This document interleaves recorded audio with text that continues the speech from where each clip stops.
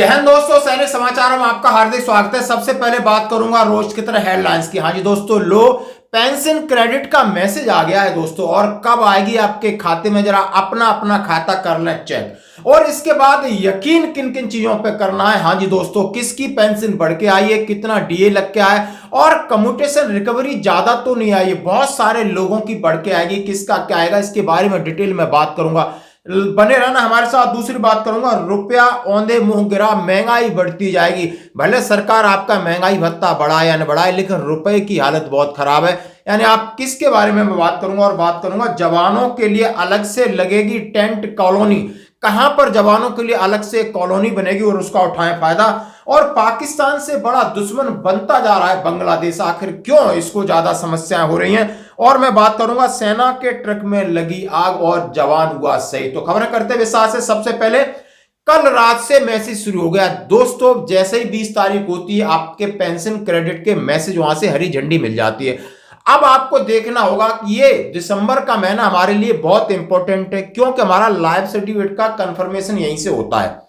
और इस बार हमारी पेंशन सही सलामत आ गई तो पूरे साल के लिए हम निश्चिंत हैं। अब ये मैसेज आए 2-3 लोगों का है, मेरा नहीं आया, मैं इसलिए कह रहा हूं, लेकिन जो आया उन्होंने मुझे शेयर किया।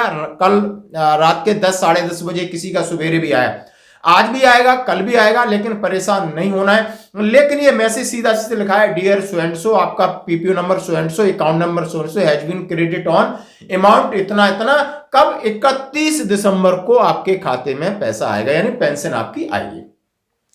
अब इस पेंशन के साथ क्या आएगा, जैसे मैं बात कर रहा हूं कि बहुत सारे सूबेदार मेजर लेफ्टिनेंट हैं, उनकी पेंशन बढ़ी है, तो उनकी बेसिक पेंशन बढ़ोतरी प्लस 53% डीए के साथ जो लमसम अमाउंट ज्यादा आएगा। और ध्यान क्या रखना है, रिकवरी रेजिडुअल सर्विस पेंशन को बढ़ा के वो माइनस लिखा है, और वो माइनस लिखा है तो उसको तुरंत पे स्लिप के बाद बिल्कुल 1800-180-5325 पे कॉल करके कहना कि आपने यदि ये अमाउंट बढ़ाया तो सामने का पीरियड भी बढ़ा दिया, लेकिन ये अमाउंट हमारे क्यों काट रहे हो, क्योंकि कम्यूटेशन की आपने एक मुश्त राशि पहले दी थी, या कम्यूटेशन का एरियर मिलेगा, ये चीज चेक कर लेना। क्योंकि स्पर्श में ऑटोमेटिक कुछ ऐसी चीजें जनरेट हो रही हैं जो आपके लिए मुश्किल पैदा करती हैं। फायदे वाली अभी तक कोई एक भी ऐसा केस नहीं आया कि किसी को ज्यादा पैसा दे रहे हो, या किसी की ईएमआई कम कर दी हो, या किसी का डाटा अपने आप सुधार दिया हो, ऐसा कभी नहीं। लेकिन आपके लिए परेशानी खड़े करने वाला, जैसे कल शाम को हमने बोला था और बंदा बिल्कुल सचेत हो गया, सीपीपीसी से उसने स्टेटमेंट ऑफ अकाउंट निकाल के दे दिया, बोला ये आप गलत हो, फिर उन्हें गलती माननी पड़ी। अब ये बोल देते गलती कहां हुई, तो बोला ऑटोमेटिक जनरेट हो जाता है। तो इससे बचना है, सावधानी बरतनी है। और दूसरे जो पेंशनर्स हैं, हमारे भाई हैं जिनका OROP3 का एरियर मिल चुका है, उनका टोटल उनका जो बेसिक पेंशन है 53% डीए के साथ लग के आएगा। और आपकी रिकवरी कितनी कट रही है और कब तक कट रही है, ये बात दोनों चीजें चेक करना है, कितनी कट रही है, कब तक कट रही है। कुछ बदला हुआ है तो आप कान खड़े कर लेना और कॉरेस्पॉन्डेंस करना, फोन करना। तो दोस्तों, और जिन भाइयों के मैसेज आज नहीं आए, अपना पक्का एक बार चेक कर लें, यदि किसी का फोन उसके साथ लिंक नहीं तो ये जरूर लिंक करा लें, क्योंकि बहुत सारे ऐसे पेंशनर पढ़े लिखे हैं, शहरों में रहते हैं, कुछ गांव में रहते हैं, उनका लाइफ सर्टिफिकेट की भी समस्या है, कुछ लोग स्पर्श में माइग्रेट नहीं हुए, तो बहुत सारी तमाम चीजें चलती रहती हैं। हमारे पास बहुत सारे कॉल आते हैं, सर हमारा इस महीने लाइफ सर्टिफिकेट अभी तक अपडेट नहीं। कई ऐसे लोग हैं क्योंकि उन्होंने गलती से पुराना पीपीओ नंबर दर्ज कर दिया था। तो बस बचना होगा और इस बात को कंफर्म होगा। और जिन लोगों के मैसेज आए मैं आपके सामने फ्लैश कर रहा हूं, देखिए दोस्तों। अब मैं बात कर रहा हूं एक और, हाँ कि रुपया औंधे मुंह गिरा, यानी ऑल टाइम लो लेवल पर पहुंच गया। आज तक रुपए की जितनी हालत खराब नहीं थी उतनी हुई, आज बहुत खराब है दोस्तों। 1947 में देश आजाद हुआ था, $1 इज इक्वल टू 1 रुपया था, $1 इज इक्वल टू 1 रुपया था। और अंतरराष्ट्रीय बाजार में यानी आज $1 है 85 रुपए 6 पैसे के आसपास पहुंच गया है। यानी आपका 85 रुपए 6 पैसे बराबर $1 पहुंचा। आप कितने पीछे जा रहे हो आप देखिए। अब इससे क्या होगा, महंगाई जबरदस्त बढ़ेगी। अंतरराष्ट्रीय जो चीजें हम तेल लेते हैं, कच्चा तेल लेते हैं, ये सरकार आगे हमें कहीं ना कहीं परेशान करे। इसमें क्या, भारतीय रुपया डॉलर के मुकाबले ऑल टाइम लो लेवल पर पहुंच गया है। गुरुवार को रुपया 12 पैसे की गिरावट के साथ 85.06 के लेवल पर पहुंच गया। अमेरिकी केंद्रीय बैंक फेडरल रिजर्व द्वारा 2025 के लिए इंटरेस्ट रेट 25 बेसिस पॉइंट घटाकर 4.25 से 4.50 कर दिया गया है, लेकिन ये कमी उम्मीदों के अनुरूप रही। ऐसे में अमेरिकी शेयर मार्केट के साथ साथ भारतीय बाजार में भयंकर गिरावट आई और महंगाई बढ़ने के पूरे पूरे चांस है दोस्तों। तो आप समझ सकते हो कि आगे आपको क्या राहत मिलने वाली। और दोस्तों मैं बात करूंगा, जवानों को अलग से लगेंगे टेंट। हाँ, सैन्य कर्मियों के लिए बसाई जाएगी टेंट कॉलोनी। हाँ जी दोस्तों, यदि आप सैन्य कर्मी है तो आपके लिए एक बड़ी खुशखबरी है। प्रयागराज में देश भर के सैनिक और पूर्व सैनिकों के लिए इस बार महाकुंभ में अलग व्यवस्था की जा रही है। महाकुंभ के दौरान संगम में डुबकी लगाने वाले सैनिक और पूर्व सैनिकों के ठहरने का विशेष इंतजाम हो रहा है। उनके ठहरने के लिए टेंट बनाए जाएंगे। महाकुंभ में संगम स्नान के लिए देश के किसी भी कोने से सैनिक और पूर्व सैनिक आ सकते हैं। टेंट में ठहरने के लिए सैनिक और पूर्व सैनिकों को ऑनलाइन बुकिंग करनी होगी। महाकुंभ में आने वाले सैनिक और पूर्व सैनिकों के लिए संगम और किला के अंदर ठहरने की व्यवस्था की जा रही है। टेंट कॉलोनी संगम और गेस्ट हाउस किला में होगा। सेना के एक अधिकारी ने बताया कि सैनिक और पूर्व सैनिकों को ऑनलाइन बुकिंग करनी होगी। यह बुकिंग 13 जनवरी से 26 फरवरी तक के लिए होगी।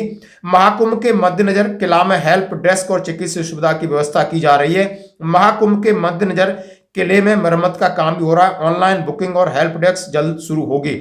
हाँ जी दोस्तों, ये बहुत अच्छी खबर है। यदि आप रिटायर्ड सैनिक हैं या आपका परिवार है, यदि आप महाकुंभ में जाना चाहते हैं, संगम में जाना चाहते हैं, प्रयागराज है, इलाहाबाद है, जहां हमारा पीसीडी है, ध्यान रखना, तो वहां पर आप अपने बच्चों के साथ जा सकते हो। लेकिन इस बार ये नई व्यवस्था की गई है और जिला सैनिक बोर्ड अधिकारी ने हमें भेजा है कि सैन्य कर्मियों के लिए बसाई जाएगी अलग टेंट कॉलोनी। आपने सुन लिया होगा।